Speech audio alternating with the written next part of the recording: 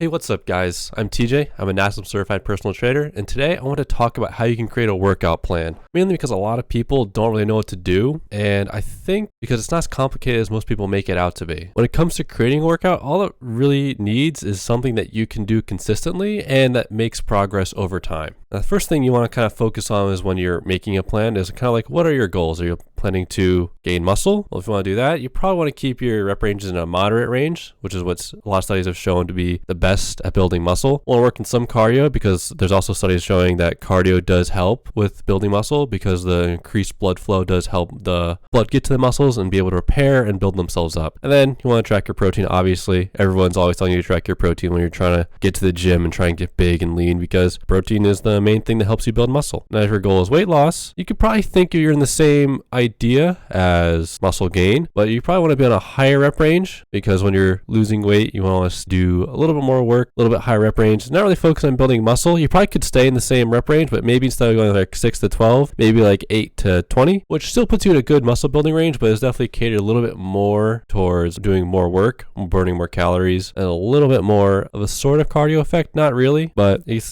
that idea. And obviously doing more cardio, because especially doing steady state cardio at a low-ish kind of rate is kind of better for burning fat. So when you're at a low state, basically it's like on a scale from like low to high. Starting here is where you're mostly using fat, some carbs, maybe a little more carbs as you get here. Then eventually it gets to a point where it's almost no fat and almost entirely carbs. So you're maxing it out where it's just using carbs. So if you stay in like in a range here where you're burning mostly fat, some carbs, and you're burning a good amount of calories just in general, that's probably where you really want to be when you do your cardio. You could think of it as you're able to have a conversation while you're doing cardio. So it's like either an inclined walk on a treadmill, a somewhat brisk jog, something to kind of get your heart rate up to a little bit over 100 to like 120. It kind of depends on your age. I like to keep that like 120, 130 to 100 range. Like that's probably like where you want your heart rate to be if you're able to track it. Then obviously if you're trying to lose weight, you want to track your total calories because being in a calorie deficit is the most important thing when it comes to losing weight. So figuring out like what your baseline is, and if you're tracking your calories accurately and you notice you're not losing weight, well then you can figure out some way in your food to lose a little bit more, and then maybe after you cut a certain amount of calories, you'll see that you'll steadily lose weight. And then one thing I probably should have mentioned on the slide, but you really want to try and lose 1 to 2 pounds per week. You don't want to be doing these, like if you ever see The Biggest Loser, you don't want to be doing these 10-week or these 10-pound loss weeks or 12-pound 5. Like once you're doing that, it's probably a little excessive. Now there's some people that probably can do it. Like the first few weeks on The Biggest Loser, they're definitely like 300, 400 pounds. They could probably lose 10 pounds a week and it's not that big of a deal. But if you do that consistently over a long period of time, your body's not going to like that and it's going to like fight back in some way. So trying to make it more sustainable, a little bit slower is a better like for longevity and probably your overall health. Now if you're looking to build strength, you want to basically have a little bit of a lower rep range, like I think 3 to 5. But with strength, you also want to be balancing between building muscle and building strength. So you probably have a few exercises that are going to be lower reps on average, and then followed by maybe the rest of the exercises are be somewhat higher, maybe not as high as strength, but maybe it'll be closer into the 6 to 10 range with maybe a few exercises bumping into the 12 rep range. But for the most part, you're probably going to have your core lifts be like 3 to like 8 at most, and then the rest are probably going to be a little bit more in that 8-ish rep range. Cardio, if you're building strength, not super necessary. You're not really looking to build muscle, you're just looking to make your muscles better at moving more weight. Then you want to track your protein simply because it's still going to build some muscle and your muscle is going to need to get stronger, and protein is probably the best way of doing that. Now you can also track your total calories, so because if you're trying to get stronger, the best way to get stronger is to also just like gain more weight, because more weight means more muscle, but it also means building more fat at the same time. That's just one thing to look out for if you're going to be looking to build strength and you're just trying to lift as much weight as possible. It's the easiest cheat code is kind of just like putting on weight at the same time. Now if you're a new lifter, you probably don't need to be putting on weight to try and gain a lot of strength. You could probably just stick to what you're doing right now. Don't really think about adding weight, just try and make sure you up your protein a little bit, and then just track your progress in the gym. And then once you hit a plateau, maybe then you can start like doing some bulking where you gain a little bit of weight to try and get some more muscle to push up more weight. The last one's kind of sports performance. And this one can you see similar to strength, but you're focusing more on explosive movements, and then you want to do cardio as it relates to your sport. So if you're something like playing something like soccer, that's a lot of cardio. It's very cardio intensive. You probably want to be doing like a lot of long like cardio sessions, rather than if you're someone who plays like volleyball, you probably want to focus more on doing like sprints and maybe short bursts of cardio, not really doing like long cardio where you're trying to train like the 30 to like 40 second kind of like splits, because really when you're playing volleyball, at least if you're in the front row, you're probably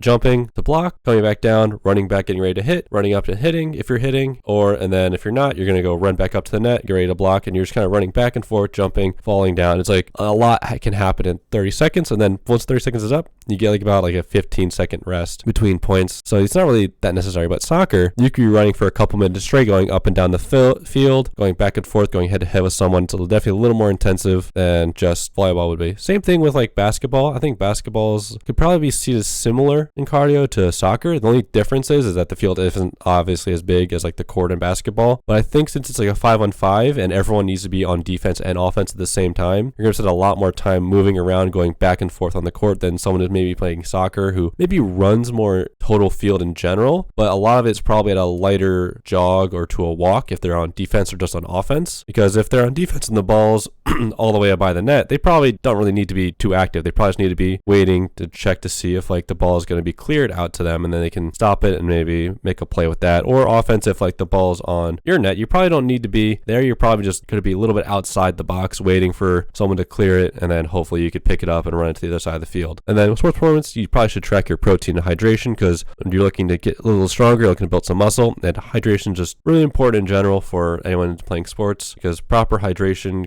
is important for getting your muscles to act the way you want, and dehydration can cause you to cramp. I've seen it a lot of times at the high school I volunteer at, where some of the kids just like don't drink enough water and they get a cramp in their hamstring from doing hamstring curls or whatever we were doing that day. And it happens not a lot, but it happens like every like week or two, every other week. You see like one or two kids just not pull, because that'd be like something's really going wrong, but they'd get a cramp and they're like, I can't walk for like a couple minutes. But if they were hydrated, they'd probably be able to resist that a little bit more. The next question is, how many days are you going to be in the gym? The first one I want to talk about, upper lower. This is going to be if you're going to be 2 days, 4 days, or 6 days in the gym. Now, the 2 days is kind of a lie, because if you're going to be in the gym for 2 days a week, I'd say you probably just do a full body instead of upper lower, because when you do upper lower for 2 days, you're kind of just working out like each muscle one time a week, which isn't really enough to see significant or optimal muscle growth. Unless you're new, you're probably going to see muscle growth almost regardless of how many times you go to the gym, because you're new. Basically anything you do is going to be an improvement. Your body's learning what it can do. Your muscles are learning how to move. Like there's a lot of wiggle room there. But if you're like more serious lifter and you're trying to really make improvements as optimally as possible, I would say doing 4 or 6 days of upper lower is much better. And upper being obviously upper body, chest, back, arms, shoulders, and lower being quads, hamstrings, calves, and glutes. The only thing is that I don't think most people really put core in one of the other. I think core can be technically probably considered upper body exercise, but I think the thing with upper body is that there's a lot more muscles to specifically work out. Like you have your chest, you have your shoulders, and with shoulders you have your rear delts,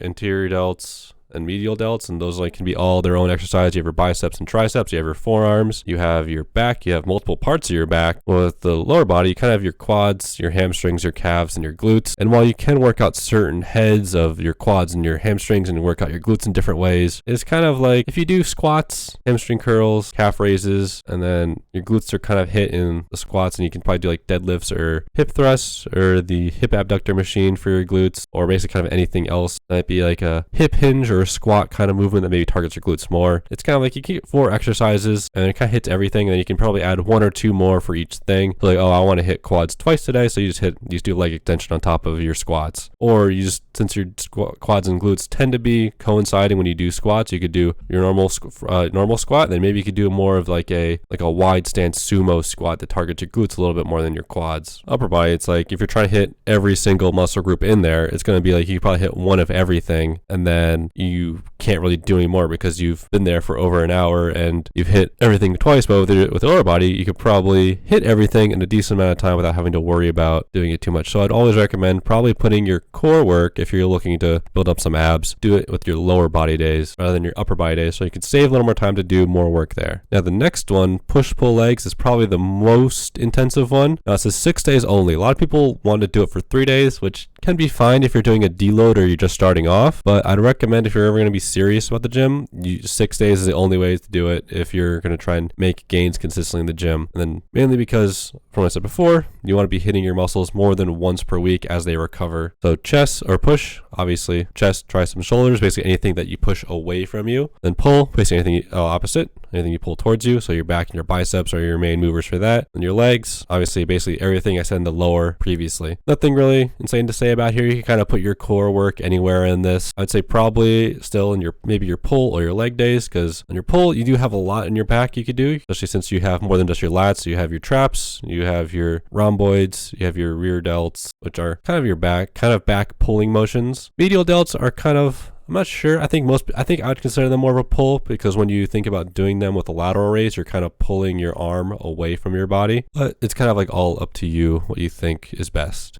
And the last one, that's kind of the most versatile, but also the most difficult, is full body. And you can basically do it any number of days. I recommend doing at least 3 days per week, unless you're very new, like it's going to be your first time in the gym. Let's say probably 2 days a week. 2 or 3, you could probably do 3 days a week if you're probably a little more athletically inclined, but 2 days a week for sure if you're like basically new to doing any kind of physical exercise at all. And the main idea with this is you really want to target muscles as they recover, and then realizing that some take longer than others. Like you probably could do, if you do 3 days a week, you could probably hit biceps and triceps every day, because those are a little bit smaller, they recover a little bit quicker. But something like your chest, your quads, your glutes, they might take a little bit longer to recover. And maybe if you do 3 days a week, maybe you do like a heavy of like your chest and your quads. Then on the second day, you go a little bit lighter on those, or you don't do them at all. Then on the last day, the third day of the week, you hit them again just as hard. And you kind of want to figure out like which ones recover at what speeds, and then either hit them appropriately or space them out in a way that makes it so you can hit everything hard when they recover. So maybe your hamstrings like can recover pretty quickly. You feel like you can hit them pretty hard like 2 days a week, then you do that. Or maybe you feel like, you know what, I can't really do my hamstrings really hard 1 day a week, so I'm just gonna go really hard on the first day. Then maybe do like 1 or 2 exercises that kind of incorporate them later in the week, and then hit them a little bit kind of like in a half kind of way, where they're like more of a synergist of the exercise rather than the main muscle mover of the exercise. And I recommend probably staying away from this if you're new, which is maybe a little paradox, because I also recommend doing a full body day for like 2 or 3 times a week, but it'd basically be simple movements where you just be doing bench, lat pull down, squat, and deadlift one day, and then maybe some kind of other hip hinge the other day. Maybe you do like a hip thrust, and then just kind of doing those 4 exercises, and maybe 2 extras that you like. Maybe you're like, I want to work on my biceps, so you do a bicep thing, and then maybe you want to do core, and you do that. And then maybe you add a 7th exercise. I wouldn't normally recommend that. I normally recommend doing 4 to 6 normally. You can add maybe 1 or 2 more depending on the kind of work you're doing. If it's something small, like I just want to do like something for my triceps, or I just want to do something for my forearms, that'd probably be fine. But if you're trying to be like, I'm going to add my 8th exercise of chest for this day, then I'd probably be like, you know what, that's a little dumb, that's a little excessive. You're probably just going to lose the ability to use your chest. I'm going to go through some examples, some quick write-ups that are probably good templates, and you can kind of expand, shrink, adjust however you see fit. So for a muscle gain kind of focused person doing a push-pull legs, you can kind of do something like this, where you see this is going to be basically the top half is probably the first half of the split, and this is the second half of the split. So push 1, pull 1, legs 1. And you can see you kind of do 2 chest exercises, some shoulder, and a tricep exercise, and you can kind of throw whatever else you want in here after. I'd recommend going against the chest. I'd say probably do a tricep, shoulder, or shoulder exercise. And then here, similar idea, 2 back, reverse fly for the rear delts, and a bicep curl. Then here's kind of an extra slot where you maybe do more biceps, maybe do more rear delts, maybe do something for your traps. Just try and do whatever you see fit that you really want to work on. And same kind of concept here. You have the squat, leg extensions, so a little bit heavier on the quads, lying leg curl, and calf raise. And then down here, it'll be similar-ish, instead of bench, I should swap it out for incline bench, and that's the only chest exercise you're doing here. And this is mainly because I like these 3 exercises feel the best for building your chest. Now you can obviously do other ones that you like more. I also noticed I didn't point out whether you should do it with a dumbbell, barbell, cable, machine. I'd recommend probably doing dumbbells and barbells for the most part if you're starting out, but I would also encourage you to experiment and find whatever you like best, or maybe doing a combination of them. Maybe you do bench with a dumbbell and you do incline bench with a barbell, or maybe you do chest flies with the cable, you do this with the machine. Just mix and match, do whatever you want. And the same kind of idea here where you do more tricep work and you have an extra slot, kind of do whatever you want. This one's gonna be a little more intense where I have the pull-up, lateral raise, reverse fly, bicep curl and preacher curl, and an extra slot. Now here, instead of doing squat, we're gonna do deadlift, split squat, hip thrust, calf raise. So a little bit heavier on the glutes and kind of targeting the hamstrings a little bit with the deadlifts and the hip thrust, but definitely a very heavy glutes day. And then you can obviously throw in an extra thing. And you can kind of also take these extra slots as doing core. I think I mentioned that before, but I just want to reiterate that is you can kind of throw in your core work whenever, and don't be afraid to like change any exercises I put here. Try and find your own set and rep ranges. I have the recommended rep ranges before, but the sets are kind of up to you. Maybe you do your first exercises to like 4 sets. Maybe you do some of these to 2 and you up the reps a little bit more. It's kind of just, this is something for you to take and then use it as clay where you mold and shape it and change it to what you like, what fits your needs a little bit more, what fits your body a little bit better. Then we're going to move to the strength, upper lower, and this one's going to be, I probably should segment this one a little bit more, maybe wrote a little more in the slide here. Kind of the main idea you want to focus on is having these first exercises in the top of the list to kind of be your main focus groups. Because for most people when they're building strength, they want to up their bench press, their squat, and their deadlift. No one really thinks about doing some weighted pull-ups to really get their back stronger, but if you're doing upper lower for 4 days, that's probably just kind of like what you would want to do. You probably want to try and push your chest 2 times a week. You probably just want to do it like once and then maybe work on building the muscle. So you'd probably start off with doing these, then throughout the rest of the exercise that day, you work on the other muscles that aren't the main mover of that day. Then another thing with doing the strength kind of split or the strength kind of goal is that you probably want the first exercise also to have more sets. So since you're doing lower reps, like 3 to 8, you'd probably want to do at least 4 or 5 sets, depending on how many reps you're doing. And this is what kind of a sports performance full body 3-day split might look like. Now, this one's kind of based off what I see our head coach at the high school I work at do with his athletes there. And I'm going to try and mimic kind of that idea, the themes I see there. Most of it seems to be starting with some kind of plyometric. So on a squat day, he'll switch between doing back and front squat kind of interchangeably. And he'll start either doing like some kind of box jump, a weighted box jump, or some kind of power or hang clean to kind of get the body warmed up. Granted, he's still also trying to get them to push weight and really focus on getting explosive movement out of these movements. And then that'll kind of prepare them for doing the squat next, and they kind of do their own what you may not have seen or maybe not know as well is kind of as like a 5-3-1. I'm not going to explain it all right here. Maybe in a future video I'll kind of go through it, but he kind of has them go through that. Then after that there'll be some kind of circuit where they'll do kind of the whole body and then some kind of core. So it'll be like a incline dumbbell, maybe do some kind of leg work and something with core. And they always do Nordic curls afterwards. And then when they do bench, they do some kind of upper plyo. So maybe some kind of med ball slam, or they do some explosive push up over a med ball, something like that. Same circuit, kind of a full body almost with the core thing. Then they do banded pull aparts, normally to focus on kind of a shoulder health with the bench as well, to try and get the shoulders moving in different directions, whether they be banded pull front raises or banded pull aparts with this kind of grip and this kind of grip. So over and underhand grip, they'll do both. And the last day they'll do deadlifts. Well, they'll do box jump again or power hang clean. They kind of swap between which one they want to do. Normally if they do power cleans on one, they'll do box jumps on the other, and then vice versa. So it kind of depends on the cycle the coach has them on at that current time. Then they'll do the same thing, circuit, and they might do like some banded tricep extension, and then sometimes on the deadlift day he might superset this last exercise with something else, like maybe there'll be pull-ups and tricep extension on the band. And then one thing I want to point out specifically is that power and hang cleans is something he really tries to get them to do. And if you're unable to do this is probably definitely a more complex movement than most others in the gym. He has them do like what's called a jump shrug, where you do the same kind of idea as a power and hang clean, but instead of flicking the bar and resting it here, your arms are going to be straight and you're kind of doing like a shrug, like a shoulder shrug you would normally do with dumbbells or a barbell, but instead you're going to be jumping and shrugging with it. So you're kind of using your lower body to kind of transfer the weight up into your shoulders. kind of similar how with a power clean, you're trying to use your legs to push the bar up and catch it, but instead you're trying to use it so you can get your shoulders up with the weight. And it kind of be kind of a good regression of doing a power clean. So you can start with that, and as you feel comfortable transferring your power from the bar to your shoulders, or from your legs to your shoulders rather, you can try to transfer it into doing a more complex movement. Yeah, that's kind of all I got for you guys today. Let me know if you have any questions in the comments. See you in the next one.